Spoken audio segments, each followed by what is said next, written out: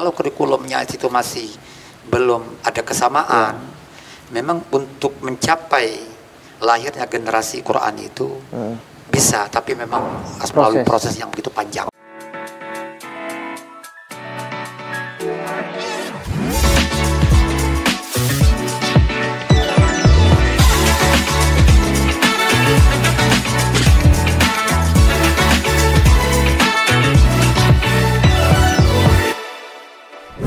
Bismillahirrahmanirrahim. Assalamualaikum warahmatullahi wabarakatuh. Pemirsa pendengar RRI dimanapun saja berada, tentunya hadir kembali kawan celoteh RRI Tanjung Pinang.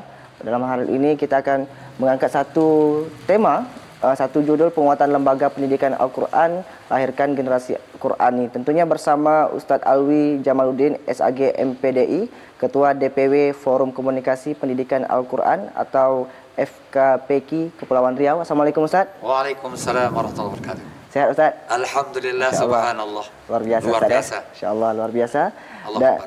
Yang satu tak asing lagi, ada Ustaz Muhammad Zaini M.Komi, dosen STEM Sultan Abdurrahman Kepulauan Riau dan juga praktisi Lembaga Pendidikan Al-Quran. Assalamualaikum Ustaz. Waalaikumsalam warahmatullahi wabarakatuh. Insyaallah luar biasa. Masya Allah. Dapat berjumpa kembali Ustaz ya. Alhamdulillah. Di podcast Kawan Celoteh Masya Allah. di Tanjung Pinang. Mudah-mudahan membawa berkah hari ini ya.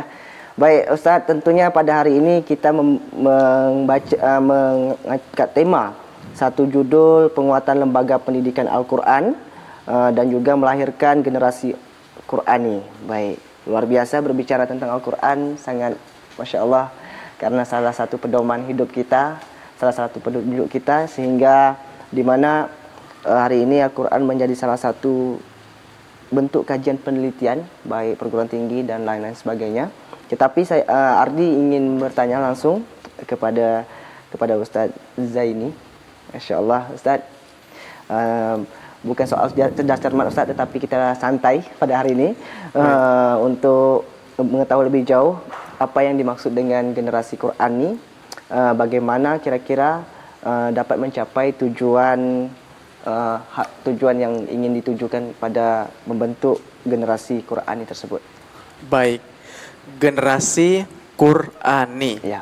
Berarti kan generasi yang mempelajari, yang menghidupkan nilai-nilai Al-Quran. Nah, seperti apakah generasi Qurani? Generasi Qurani adalah generasi yang senantiasa cinta dengan Al-Quran.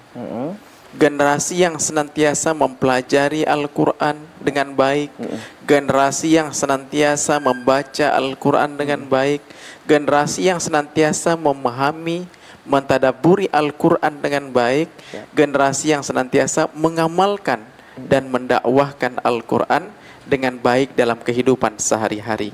Nah, generasi Qurani ini sangat penting. Karena kenapa? Dia tidak hanya menjadikan pribadinya yang soleh, tetapi generasi Qurani juga menjadikan dirinya pribadi yang muslih. Dia baik secara personal, secara individual, tapi juga dia mentransformasikan kebaikan di tengah-tengah kehidupan. Dia memiliki akhlakul karimah.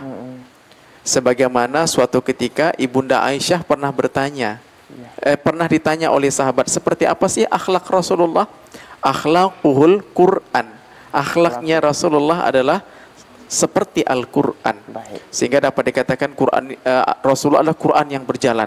Nah, sekarang kita bagaimana menghidupkan generasi kita, kemudian masyarakat kita menjadi generasi yang Qurani. Dan kemudian generasi yang Qurani ini, sebagaimana firman Allah Subhanahu wa taala di dalam Al-Qur'an. Dalam surah Ali Imran ayat 79 memiliki minimal 2 karakteristik. Nah, sebagaimana Allah sebutkan, a'udzubillahi minasyaitonirrajim, kunu rabbaniyina bima kuntum tu'allimunal kitaba wa bima kuntum tadrusun. Hendaklah kamu menjadi orang-orang yang rabbani, karena kamu selalu mengajarkan Al-Quran, mengajarkan Alkitab. Menurut para ulama tafsir, makna Alkitab di sini adalah Al-Quran, dan disebabkan kamu tetap mempelajarinya. Jadi adalah orang yang senantiasa mempelajari dan mengajarkan Al-Quran. Itu disebut juga dalam kata lainnya adalah generasi robbani. Generasi Qur'ani adalah generasi yang robbani. Baik. Nah, secara kebahasaan, robbani ini adalah orang-orang yang senantiasa tunduk patuh kepada Allah. Berarti dia juga harus tunduk patuh kepada ketentuan kitab sucinya Allah, yaitu Al-Quran. Baik. Mempelajari, memahami, dan kemudian mengajarkan. Baik. Berarti memang untuk membentuk generasi Qur'ani mengarahkan seorang insan untuk ke arah yang lebih baik, Ustaz ya. Betul sekali. Berarti di zaman yang arus globalisasi yang begitu pesat, modernisasi yang begitu kita ketahui bersama, semua informasi boleh masuk, tetapi bagaimana memfilternya. Di sini bagaimana peran daripada lembaga pendidikan Al-Quran dalam membentuk generasi Qur'ani. Iya. Untuk membentuk generasi Qur'ani itu tidak mudah. Dia perlu ada proses. Nah, salah satu proses untuk membentuk generasi Qur'ani adalah adanya lembaga pendidikan Al-Quran. Nah, lembaga pendidikan Al-Quran inilah berperan untuk mengajarkan Al-Quran, mulai dari cara membaca dengan baik dan benar, sesuai dengan kaidah tajwid. Kalau sudah kemudian memiliki kemampuan membaca Al-Quran dengan baik, nggak hanya kemampuan membaca, tapi yang paling penting juga adalah bagaimana bisa memahami. Nah, oleh karenanya, terkait dengan penguatan lembaga pendidikan Al-Quran, maka pemerintah sudah memberikan perhatian sebetulnya. Sudah memberikan perhatian sebagaimana di dalam keputusan Dirjen Pendidikan Islam nomor 91 tahun 2020 tentang petunjuk pelaksanaan penyelenggaraan pendidikan Al-Quran. Ini kan Dirjen di bawah Kementerian Agama. Maka di situ disebutkan ada beberapa bentuk nanti lembaga-lembaga pendidikan. Lembaga-lembaga pendidikan Al-Quran. Mulai dari PAUD Quran, pendidikan anak usia dini Al-Quran. Kemudian ada TK Al-Quran, TKQ, ada TK Al-Quran. Kemudian ada TPQ, sebagaimana TPQ yang kita pahami. Kalau PAUD ini kan berarti anak yang prasekolah. Kemudian TK juga sama prasekolah. Tapi kalau PAUD dan TK ini, dia adalah lembaga formal. Kemudian sementara TPQ dia non formal. Kemudian setelah TPQ ada lagi yang namanya TQA, Ta'limul Quran lil Aulad. Nah, yaitu pendidikan, pengajaran Al-Quran untuk anak-anak. Sifatnya juga non formal. Kemudian nanti ada namanya RTQ, Rumah Tahfiz Al-Quran. Kemudian ini Rumah Tahfiz Al-Quran mulai dari umur 7 tahun sampai ke atas. Dan ini berbasis komunitas, berbasis tempat tinggal, terkadang juga ada yang bersifat asrama. Serta ada pesantren tahfizul Quran. Nah, artinya inilah pelembagaan Al-Quran yang senantiasa perlu kita optimalisasikan dalam rangka untuk mendidik generasi kita menjadi generasi yang Qurani. Dan ini adalah pilihan bagi masyarakat dalam setiap jenjang pelembagaan Al-Quran, pendidikan Al-Quran. Ibarat kata pemerintah sudah menyediakan wadahnya. Maksudnya tuh tempat regulasinya. Sehingga bagaimana kita bisa membentuk wadah yang baru sehingga bisa membentuk pemuda yang berlandaskan Al-Quran sebagai pusat pembelajaran masyarakat. Baik, terima kasih Ustaz. Kita langsung ke Ustaz Alwi. InsyaAllah luar biasa Ustaz. Kira-kira Ustaz, untuk apa saja kira-kira tantangan yang dihadapi oleh lembaga pendidikan Al-Quran dalam mencapai tujuan tersebut? Dalam proses pelaksanaan tentu ada ibarat kata senang dan mudahnya, kemudian tantangannya seperti apa, Ustaz? Terima kasih. Kita menjadi guru Al-Quran ini sejak tahun 1999. 99, insyaAllah lama ya. Baru tamat SD sih, Ustaz. Belum lahir, Ustaz. Masih SD, belum lahir Pak. Jadi memang di dalam kita atau menjadi baik pengelola pendidikan Al-Quran maupun sebagai tenaga guru Al-Quran, memang visi daripada TPQ kita itu memang secara umum itu kan membentuk generasi Qurani itu visinya. Tentu memang suka duka tetap kita akan mengalami itu. Bahkan sepanjang kita pernah beberapa kali mengikuti kegiatan di tingkat nasional, waktu itu kita mendapat sebuah penghargaan lah. Ya. Tuh setiap ada kegiatan baik di Jakarta maupun di Bogor, Ya. kaitan dengan masalah kurikulum, masalah pembuatan apa namanya RPP juga, Ya. dan bahkan pendidikan Al-Quran secara virtual juga itu. Ya. Jadi memang tantangan secara nasional itu, ya, sebagaimana juga disampaikan oleh narasumber tingkat nasional. Yang pertama, memang tantangannya adalah kurikulum itu belum ada kesamaan, bahkan belum ada kesamaan, belum merata, bahkan masih terbatas. Oke. Jadi sebenarnya kurikulum itu sudah ada, sudah diterapkan baik secara nasional maupun secara kedaerahan itu diterapkan, tapi belum merata. Oke. Jadi ini adalah sebuah tantangan ketika kurikulum itu belum ada kesamaan, bahkan masih terbatas. Ini kurikulum ini kan kalau istilah praktisi pendidikan itu jantung, misalnya, Ya, jantung betul, Al-Quran. Ya. Jantung lembaga pendidikan. Kalau kurikulumnya itu masih belum ada kesamaan, memang untuk mencapai lahirnya generasi Quran itu bisa, tapi memang harus melalui proses yang begitu panjang. Oke.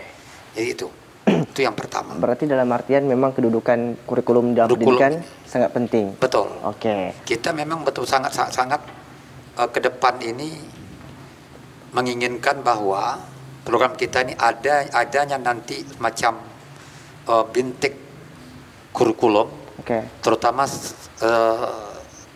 secara apa namanya ibarat tingkat provinsi Kepulauan Riau.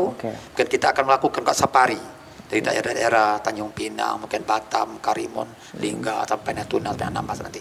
Perlu ada binteknya, bahkan perlu nanti ada tim pengembangan kurikulumnya. Dan setelah nanti ada tim pengembangan kurikulumnya, nanti perlu ada semacam pendampingan, ada supervisi, ada monitoringnya itu ya. Supaya kurikulum yang nanti ada terjadi yang kita lakukan bimbingan tekniknya, bahkan pada kurikulum itu bisa diterapkan di lembaga pendidikan Al-Quran. Memang selama ini menurut informasi dari teman-teman kita baik di Bintan, di daerah, Ustadz, memang kami sudah pernah melakukan semacam sosialisasi atau bintik kurikulum. Tapi kadang-kadang hanya sebatas saja. Tapi ketika di lapangan, ternyata penerapannya itu tidak terlaksana. Itu. Nah itu yang pertama. Yang kedua, tantangan yang kedua itu adalah minimnya sumber daya manusia tadi. Artinya sumber daya baik sebagai pengelola, maka tenaga pendidikan atau ustadz atau minim. Ya artinya karena minimnya sumber daya manusia tadi, mungkin dari segi kualifikasinya mungkin masih rendah, mungkin standar kompetensinya juga masih rendah, jadi sehingga ada mengalami sebuah kendala. Bahkan memang solusi nanti ke depan yang kita tawarkan dengan adanya SDM yang rendah ini memang perlu ada semacam pelatihan. Ada pelatihan standar kompetensi guru. Bahkan di pusat sudah dilaksanakan itu. Ya artinya sudah dilaksanakan standar kompetensi guru. Bahkan guru sendiri untuk mengajarkan ada standar, ada sertifikasi guru. Jadi sebelum dia menjadi guru itu ada bawahnya ada enggak sertifikat guru itu sendiri. Gitu. Bahkan guru itu di sertifikasinya kan. Bahkan ada salah satu lembaga di Tanjung Pinang ini bisa menjadi percontohan. Kita juga pernah mengajar di sana, di pemuda di Yayasan Ar-Rasyid itu. Itu ketika dia menerima guru itu kan diseleksi dulu, dites dulu guru itu. Dan kita waktu itu kita juga masuk tim penguji juga.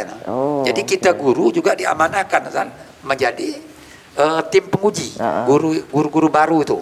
Jadi gitu. Yang diuji itu apa? Pertama ya tentu kemampuan baca Al-Qur'annya, kemampuan menulis Al-Qur'annya.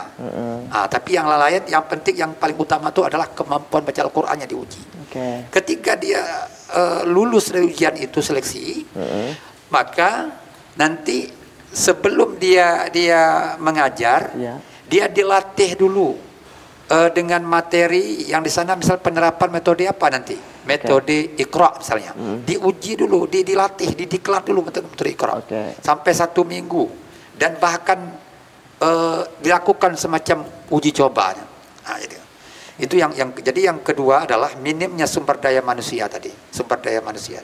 Kemudian yang ketiga adalah sarana prasarana yang barangkali masih terbatas itu ya. Jadi apa adanya. Jadi tidak didukung oleh media. Ini juga memang ada sedikit tantangan yang dihadapi. Kalau sudah terbatas hanya di ruang-ruang kecil, di teras-teras, bahkan kadang-kadang fasilitas pun tidak mendukung.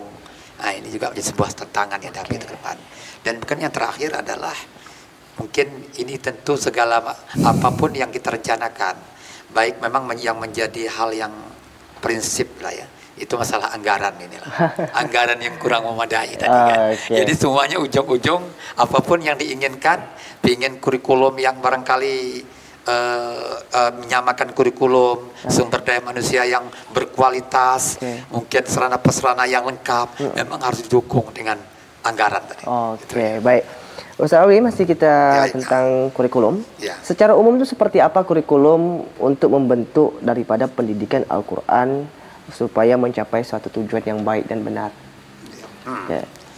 Memang kurikulum yang untuk mencapai tujuan baik dan benar ini tentu memang secara regulasinya itu ya dari Dirjen Dirjen yang kaitannya dengan yang nomor 91 tahun 2020 itu. Itu sebenarnya sudah secara detail disampaikan itu. Artinya baik yang kurikulum yang sifat pokok, ada kurikulumnya pendukung atau penunjang.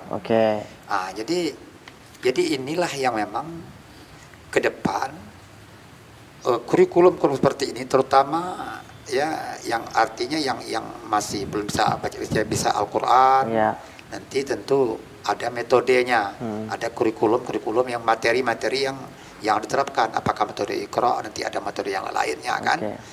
Tapi ada materi-materi pendukung, yang berarti istilahnya ada hafalan doanya, ada surat-surat pendeknya, ada materi bacaan sholatnya dan lain sebagainya. Baik. Masih kita berbicara tentang kurikulum. Karena kurikulum secara Dirjen sudah membentukkan itu. Dalam artian untuk mencapai kurikulum ini otomatis membutuhkan metode pembelajaran dan strategi. Kira-kira seperti apa metode yang digunakan dan strateginya seperti apa, Ustaz? Betul. Memang alhamdulillah kita di Kepulauan Riau ini memang walaupun memang secara konsep ya metode itu sangat banyak, metode pendidikan Al-Quran itu. Ya, ada dulu namanya metode Baghdadiyah ya. Metode Juz Amma ya. Juz Amma itu kan. Mukadam. Di atas Jadi menarik juga metode itu. Memang ada kelebihan, ada juga kelemahan setelah lakukan sebuah riset gitu kan. Jadi karena ada kelebihan, ada kekurangan, tapi juga tidak melupakan itu yang lama. Ini kan masih terlama, bahkan teruji juga. Karena lebih berorientasi selain membaca juga pemahaman. Dia tahu harkat-harkatnya. Bahkan saya bisa belajar dari Al-Baghdadiyah dulu. Betul. Kita sempat kena juga lumayan. Sempat belajar Baghdadiyah. Peralihan antara Mukadam ke Iqra. Betul. Masa peralihan. Masa peralihan gitu. Cuma titik kelemahan waktu itu, waktu kita jadi murid, metode Baghdadiyah itu, tapi kita tak menyalahkan metodenya, apakah penerapannya. Ketika kita mau mengaji itu kita masih dituntun oleh guru. Jadi kita belum bisa berjalan sendiri. Tapi setelah itu nanti ada penerapan metode Iqra. Kita di Kepulauan Riau, Tanjung Pinang terutama, ini yang paling banyak itu metode Iqra. Dan metode Iqra ini ya tentu ada memiliki kelebihan dan memiliki kelemahan. Jadi tapi tetap ada sebuah keterpaduan. Namun kelebihannya adalah dia bukan sekedar membaca, tapi juga pemahaman apa yang dibaca. Artinya dia membaca langsung. Dia membaca langsung, artinya betul-betul terkontrol dengan baik. Bahkan memang di metode Iqra ini ada sifat-sifatnya itu. Sifat metode Iqra yang memang disusun oleh Allah Yarham Kiai Haji As'ad Humam. Bahkan di Tanjung Pinang ini ada murid beliau nih. Alhamdulillah itu Bapak Haji orang tua kita Pak Haji Jamal Rashid. Itu murid beliau tuh.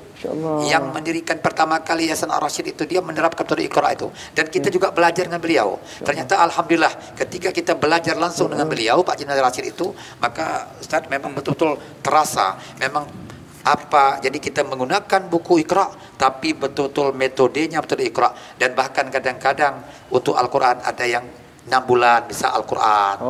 Masya Allah. Tapi memang metodenya secara langsung dan kontrolnya bagus. Kalau bacaan pendek ya pendek, kalau A ya A, ya udah pendek, jangan A.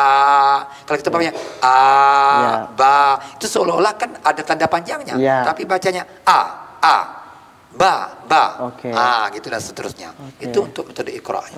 Jadi ada juga metode-metode yang lain, metode Hatta'iyah, ada metode Wafa. Metode Wafa itu adalah metode yang lebih berorientasi kepada lagu Hijaznya, ada nada. Baru-baru ini kita juga pernah menghadirkan narasumber dari nasional, melalui kemarin ada rapat kerja untuk DPW FKPKI Provinsi Riau. Jadi kita adakan semacam sosialisasi, kita menghadirkan. Ternyata dia juga menawarkan ada namanya metode Ar-Rahman. Jadi metode Ar-Rahman itu dia berangkat dari Salat Badar. Salat Badar, dia ada 4 jilid itu. Cuma kita belum berani untuk menerapkan. Nanti mudah-mudahan insya Allah dengan ada bintek atau pelatihan metode Ar-Rahman baru kita berani untuk menerapkan itu. Begitu juga beliau ada membawa semacam apa juga selain juga itu bedah kurikulum. Beliau membawa macam lengkap dengan segala macamnya, pedoman kurikulum. Ada yang terkenal adalah namanya Fahmil Quran. Jadi kita selama ini kan Fahmil Quran kayaknya orientasi selalu musabaqah Fahmil Quran. Ini ternyata ada metode Fahmil Quran.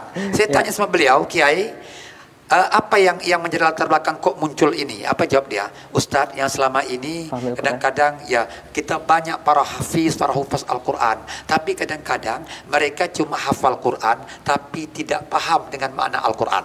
Jadi artinya dia betul-betul secara terlihat metode Fahmil Quran itu betul-betul lengkap dengan pedoman, dengan segala macam perangkat-perangkat sudah ada semua.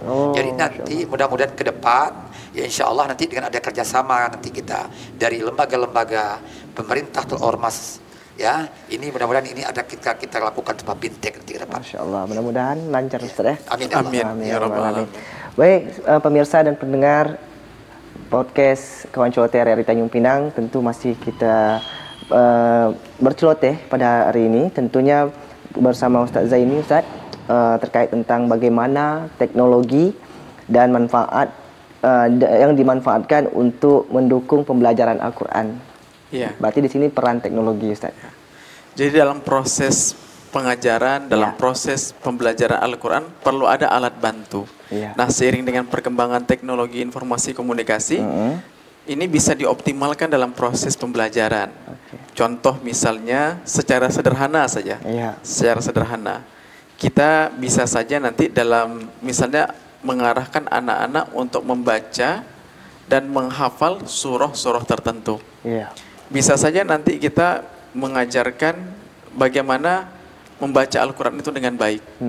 Lalu kemudian kita bisa saja nanti rekam di YouTube, ya kan? Lalu kemudian kita upload. Lalu kemudian dengan bacaan yang sudah standar itu bisa kemudian kita arahkan orang tua santri. Bu, Pak, mohon nanti anaknya bantu dibimbing nanti untuk menghafal Al-Quran dengan surat ini melalui YouTube yang sudah kami upload misalnya. Atau kalaupun tidak, kita membuat konten video yang bisa kita upload di YouTube. Misalnya bisa saja kita pakai voice note, WhatsApp, itu kan untuk memberikan kemudahan. Tapi hari ini dengan kemudahan handphone yang ada dalam genggaman kita nggak perlu kemudian menggunakan kamera dengan resolusi tinggi, ya kan? Dari kita rekam saja, misalnya kita rekam, kemudian kita rekam langsung guru bagaimana cara membaca, kemudian nanti kita upload saja langsung melalui YouTube. Itu kan bisa tinggal kita share. Nah, termasuk juga nanti untuk memberikan semangat kepada mereka, ketika mereka sudah hafal satu surat secara bersama-sama dalam satu kelas, kita bisa rekam. Ya. Nah, setelah kita rekam nanti kita bisa upload juga. Sebagai reward, Ustaz ya? Sebagai bentuk reward. Mereka Ya. kan senang juga tuh. Okay. Nah, menghafal yang lancar ya. Menghafal dengan baik ya. Ya. Sesuai dengan kaidah tajwid ya. Ya Ustaz ya. Kemudian nanti kita bikin rekaman yang bagus. Itu kan memberikan motivasi bagi mereka. Hal-hal yang sederhana.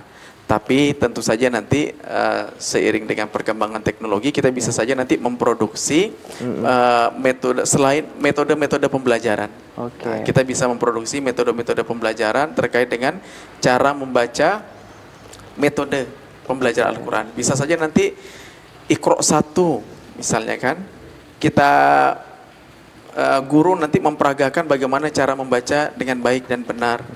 Nanti Iqra 1 itu bisa kita upload di rumah meskipun tak ada guru Ustaz ya. Dia pun nanti bisa mengulang-ulang. Jadi inilah istilahnya kalau dalam Iqra itu ada CBSA Ustaz ya. Cara belajar santri aktif. Ya. Jadi kita harapkan santri itu aktif nggak hanya ketika dalam klasikal di TPQ. Ya. Tapi di rumah nanti mereka bisa mengulang dengan orang tuanya. Nah, tentunya upaya-upaya seperti ini perlu ada kreativitas dan inovasi.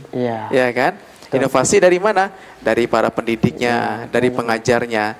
Tentu nanti ini akan disejalankan seiring dengan itu peningkatan kompetensi guru, peningkatan kompetensi pendidik. Nanti kita perlu juga memberikan pembekalan bagaimana optimalisasi teknologi, ya ya. Bagaimana cara membuat video sederhana yang bisa dimanfaatkan untuk proses pembelajaran.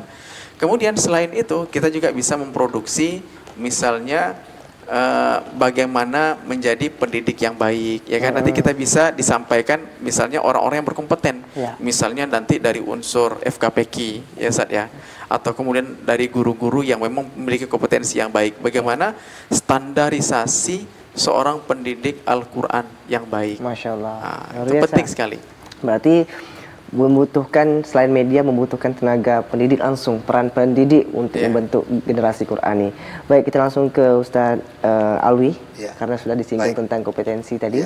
Kira-kira menurut Ustadz Alwi, seperti apa kualifikasi dan kompetensi yang dibutuhkan oleh guru dan pengajar Al-Quran, Ustadz? Untuk kualifikasi si guru Al-Quran ini masih terjadi sebuah perdebatan juga secara nasional. Kalau andai kata kualifikasi minimal tingkat SMA, memang sangat dikhawatirkan juga kan, karena yang mengajar ngaji itu jadi guru TPQ itu banyak yang tamat SD, yang hanya istilah pondok pesantren kan. Namun sudah ada di lembaga-lembaga itu. Bahkan ada lembaga-lembaga tertentu yang menerima guru itu dia minimal SMA. Itu kualifikasi. Kemudian juga selain itu juga paling tidak dia punya sertifikat tenaga pendidik. Itu ada sebuah kualifikasi juga. Sertifikasi Al-Qur'annya juga. Jadi artinya memang sudah macam tuntutan. Jadi dari sertifikasi itu bahwa ini sudah ada pengalaman untuk menjadi pendidikan dari atau legalitasnya. Kemudian untuk kompetensi, memang seorang guru ini atau pendidik ini memang secara umum itu memang kompetensi guru itu kan sebenarnya ada 4. Ya. Tapi untuk guru Al-Quran ini 4 ditambah pula 2 lagi. Yang pertama adalah kompetensi pedagogik. Paling tidak dia menguasai secara administrasi secara administrasi metode mengajar, metode mengajar, strategi mengajar. Bahkan waktu kita pernah pelatihan juga di Bogor itu buat RPP, ada silabus RPP lagi. Wah, ini kalau rencana pembelajaran. Rencana pembelajarannya. Nanti kalau ada kata kita secara spontan, memang akhirnya nanti ujung-ujung nanti mungkin jangan-jangan mereka angkat tangan RPP. Kemudian selain pedagogik juga, kemudian yang kedua adalah kompetensi kepribadian. Memang jadi guru Al-Quran ini adalah memang harus punya akhlak. Kepribadian yang bagus, kepribadian yang hebat, artinya kepribadian yang tangguh, itu. Kemudian yang ketiga adalah kompetensi profesional. Jadi memang harus punya keahlian, harus punya mumpuni. Jadi ketika dia jadi guru Al-Quran bukan sekedar mengajarkan membaca, tapi bagaimana tajwidnya. Tajwid juga meliputi beberapa aspek. Ada makharijul hurufnya. Saya teringat waktu pelatihan tahun 1993 Baik. di Sumatera Barat waktu itu kan, ya. Belum lahir ya? Belum. Belum. Ya. Waktu itu pelatihan untuk Iqra juga. Jadi apa kata itu pelatihnya narasumbernya dari Yogyakarta. Apa katanya? Ya, para asatidz katanya, kita ini kan ibarat fotokopi, ibaratnya konsep aslinya. Kalau umpamanya konsep aslinya jelas, maka di kopi pun jelas juga. Tapi kalau konsep aslinya dari alif sampai ya tidak ada ya beberapa huruf yang tidak jelas, maka akhirnya ya tentu seperti itu. Jadi makanya kita sebagai guru ini memang perlu ahli, perlu mumpuni dalam mengajarkan sesuatunya. Supaya apa? Supaya anak-anak kita jangan sampai salah ajarkan gitu. Begitu juga bidang-bidang lain, bidang akidahnya, fikihnya, kalau ada bahasa Arabnya, hafalan, semuanya itu adalah berangkat dari Al-Quran. Jadi kita harus mengajarkan dengan cara yang benar. Mohon maaf saja, ketika kita mengajarkan bacaan sholat kepada anak-anak, anak-anak misalnya membaca bacaan sholat tentang tahiyat awal misalnya, dia begini bacanya, at-tahiyatul mubarakatus salawatut thayyibatu lillah. Jadi kita koreksi langsung, maaf nak, jadi bacaan yang benar at-tahiyatul mubarakatus salawatut thayyibatu lillah. Jadi guru yang ahli dia tahu kesalahan-kesalahan atau tidak membiarkan itu. Ini. Kemudian yang berapa lagi? Yang keempat ya. Yang keempat adalah kompetensi sosial. Memang guru ini memang butuh sosialisasi. Guru butuh kemitraan. Jadi jangan hanya ibaratnya jadi guru tuh sudahlah hanya tanpa ada sosialisasi pada yang lain. Bermasyarakat. Penting jadi guru itu. Artinya walaupun mohon maaf aja mungkin guru ini punya keahlian ini, tapi dia harus berkolaborasi dengan orang-orang IT. Ya misalnya Ustaz saya ini dia orang ahli IT. Berkolaborasi. Bagaimana mengajarkan Al-Quran secara virtual. Wah, ada video pembelajarannya kan gitu. Kemudian yang kelima adalah kompetensi uswah. Keteladanan. Mohon maaf aja hari ini kadang-kadang guru ketika dia mengajar dia pakai busana muslimah. Tapi ketika dia tidak mengajar dia kemana-mana udah mulai kembali kepada habitatnya. Jadi ini artinya berarti sudah jelas ada tadi perbedaan. Ketika menyampaikan kepada anak-anak nanti pakai tutup aurat tapi ternyata di luar lain cerita. Ini uswah sangat-sangat urgent menjadi guru. Hari ini memang kita agak sedikit krisis juga masalah ini. Tapi memang proses. Kemudian terakhir adalah kompetensi motivator. Ini kan motivator tuh harus memberikan. Jadi guru itu terus memberikan motivasi kepada anak-anak. Sampaikan kepada anak-anak. Artinya bagaimana anak-anak ini bangkit semangatnya untuk menjadi orang hebat. Bangkit semangatnya menjadi orang-orang generasi emas. Jadi memang guru jangan sampai meremehkan anak. Jangan sampai meremehkan. Terus dorong dia. Ustaz selalu bicara, anak-anakku, kalian beruntung masuk di lembaga ini karena kita sudah ada alumni yang memang mereka sudah ada juara nasional bahkan internasional. Gitu. Semangat ya. Semangat kita berikan gitu. Siapa? Kita tunjukkan ini dia. Dalam artian kata memang guru bukan hanya sekedar fasilitator tetapi motivator. Kita menuju ke Ustaz Zaini. Seperti apa Ustaz kira-kira kriteria guru sebagai motivator Ustaz supaya mencapai tujuan pembelajaran itu sendiri Ustaz? Yang pertama, motivator berarti dia harus berawal dari dirinya. Dia punya keikhlasan. Nah, jadi seorang guru yang memiliki kompetensi yang mampu memotivasi pendidiknya, peserta didiknya, berarti dia harus berangkat dari keikhlasan. Nah, dia harus memiliki ketulusan bahwa yang diajarkan ini adalah sesuatu yang mulia. Dan insya Allah apa yang akan didapatkan nanti mulia. Dia harus berangkat dari sesuatu yang suci, sesuatu yang sangat murni. Itu yang akan menjadi motivasinya. Teringat dengan salah seorang perkataan seorang negarawan Indonesia juga. Beliau pahlawan nasional, Dr. Muhammad Nasir. Beliau mengatakan kita membutuhkan guru-guru yang ikhlas untuk kemajuan bangsa. Dan suatu bangsa akan maju kalau ada guru-guru yang ikhlas. Nah, guru yang ikhlas itu dia memiliki dorongan dari dalam. Bukan tarikan dari luar. Dorongan dari dalam, Ustaz. Bukan tarikan dari luar. Bukan karena dia untuk mencari materi, bukan sekedar untuk mencari popularitas, bukan sekedar untuk punya status, tidak. Tapi dia sadar apa yang diajarkan ini memiliki nilai yang besar di sisi Allah. Nah, kalau kita merujuk kepada hadis Nabi Sallallahu Alaihi Wasallam, Nabi menegaskan khairukum man ta'allamal Qur'ana wa 'allamahu.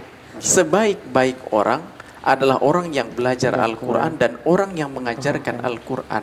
Artinya apa? Ini menjadi motivasi dia. Oh, ketika saya mengajarkan Al-Quran, saya ini dalam kategori orang yang baik loh. Nah, ketika kita belajar Al-Quran, kita ini dikategorikan Nabi, orang yang baik loh. Nah, ini kan menjadikan dorongan dan motivasi. Dan kita juga dapat merujuk hadis Nabi yang lain.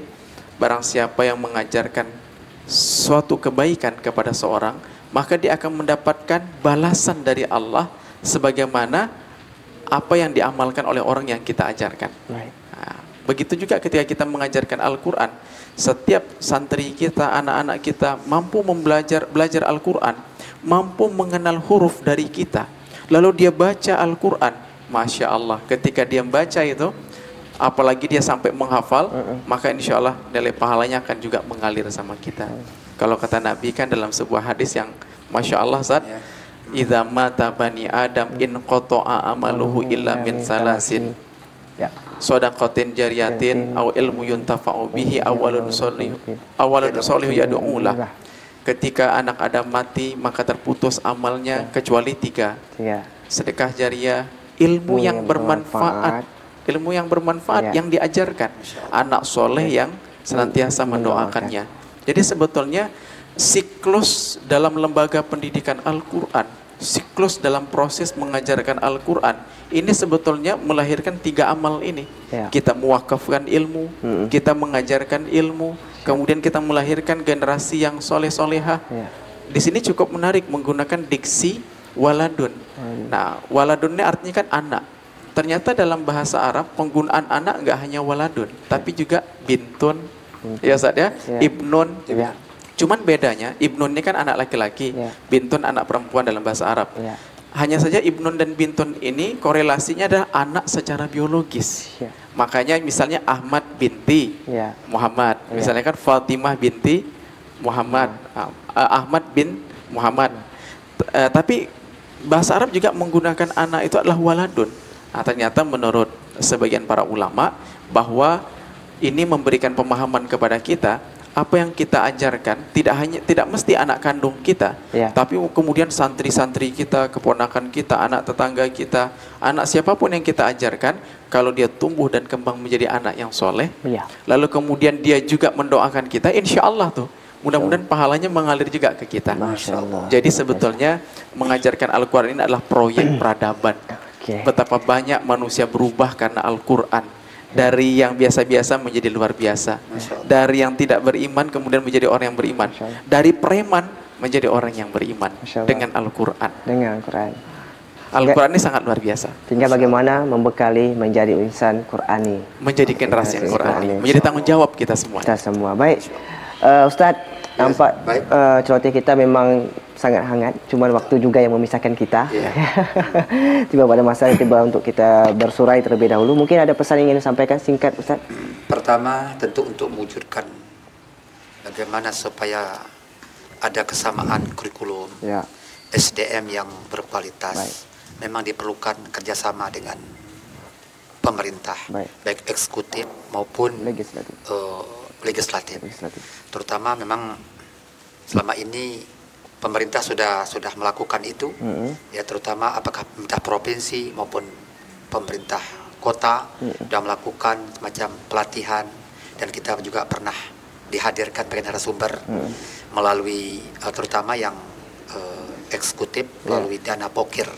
Jadi mungkin ke depan kita menginginkan walaupun dalam situasi apapun, dan insya Allah kita berharap pada pemerintah yang sekarang, ya mudah-mudahan ya silakan mari sama-sama kita kolaborasi berjasama bekerjasama. ketika ada kegiatan program-program yang sifatnya manajemen Al-Quran, metode Al-Quran, mari kita berkolaborasi dengan forum komunikasi pendidikan Quran baik tingkat kota maupun di tingkat provinsi. Baik. Kemudian untuk selain itu juga dengan ormas-ormas lain, ya mudah-mudahan ya kita juga nanti akan menawarkan juga program Bintek kurikulum ini mungkin melalui Badan Amil Zakat Nasional. Baik, ya kalau tingkat kalau FKPG provinsi mungkin Basnas provinsi, kalau tingkat kota mungkin adalah Basnas tingkat kota. Dalam hal itu juga memang tentu kaitan dengan masalah biaya operasional dan kesejahteraan guru. Ya pemerintah sudah melakukan itu. Tapi mudah-mudahan mungkin ke depan ya kita berharap lanjutkan, artinya maksimalkan apapun keadaannya, karena memang guru kita ini butuh perhatian, butuh paling tidak mereka tidak mengatakan dalam jumlah yang begitu banyak, tapi perhatiannya yang penting, nilainya bagaimana perhatian pemerintah terhadap guru-guru itu, guru-guru ngaji yang memang betul-betul murni jadi guru ngaji. Beda dengan guru Masjid Ustaz Alwi, selain guru ngaji juga memang kita juga ada mengajar di pendidikan yang formal. Gitu kan. Saya kira itu. Terima kasih Ustadz. Kemudian mungkin Ustadz Zaini. Baik, sepandangan yang disampaikan sama Ustaz Alwi tadi, kita harapkan semuanya menjadi bagian dari kebaikan, menjadi bagian untuk melahirkan generasi Qurani. Pemerintah kontribusi tentunya sudah ada selama ini saja. Kalau semakin ditingkatkan lagi kontribusi untuk mendorong penguatan lembaga pendidikan Al-Quran, tentu akan kembali juga kebaikannya untuk siapapun yang memberikan supporting. Dan kemudian tidak hanya pemerintah, tapi juga bisa lembaga-lembaga swasta, perusahaan-perusahaan, misalnya tidak hanya dana dari APBD ataupun dana dari APBN saja, tapi juga dana CSR dari perusahaan-perusahaan juga bisa berkontribusi. Misalnya perusahaan-perusahaan yang ada di kawasan Kepulauan Riau, yang ada di Tanjung Pinang juga bisa berkontribusi nanti dalam rangka memberikan penguatan pelembagaan Al-Quran. Untuk apa? Untuk mensupport kesejahteraan guru-guru Al-Quran, untuk mensupport sarana prasarana pendidikan Al-Quran, kemudian untuk memberikan apresiasi kepada anak-anak kita yang berprestasi, yang berkualitas, dan kemudian kita harapkan ada kerjasama semuanya dan tanggung jawab untuk mendidik anak-anak kita mampu Al-Quran, tidak hanya lembaga Al-Quran tapi juga orang tua. Tapi yakinlah Al-Quran itu mulia. Siapapun dan apapun yang berinteraksi dengan Al-Quran, maka dia akan menjadi mulia. Al-Quran diturunkan kepada melalui malaikat Jibril, sehingga malaikat Jibril menjadi Sayyidul Malaikah, pemimpinnya malaikat. Al-Quran Allah turunkan kepada Nabi Muhammad sehingga sehingga beliau menjadi Sayyidul Anbiya wal Mursalin, pemimpinnya para nabi dan rasul. Al-Quran Allah turunkan pada malam bulan suci Ramadan sehingga Ramadan menjadi Sayyidus Syuhur, pemimpin bulan. Al-Quran Allah turunkan pada suatu malam, yaitu malam Lailatul Qadar, dan Lailatul Qadar adalah menjadi malam yang sangat mulia, setara dengan kita beribadah 1000 bulan. Al-Quran Allah turunkan di Makkah dan Madinah, maka Madinah dan Makkah menjadi kota yang dimuliakan Allah. Kalau kita menjadi bagian untuk mensupport pengembangan Al-Quran, pengajaran Al-Quran, maka kita juga akan menjadi orang yang mulia di sisi Allah Subhanahu wa taala. Sukses selalu, maju selalu untuk podcast Kawan Celoteh RRI Tanjung Pinang. Terima kasih. Pemirsa pendengar podcast Kawan Celoteh RRI Tanjung Pinang, tentu sampai di penghujung masa. Tiba pada masa kita bisa berjumpa kembali. Tentunya sudah lama berkayu sampan, Panji Selar dapat pelata, sudah lama turun Al-Quran menjadi suluh dan juga pelita. Wassalamualaikum warahmatullahi wabarakatuh.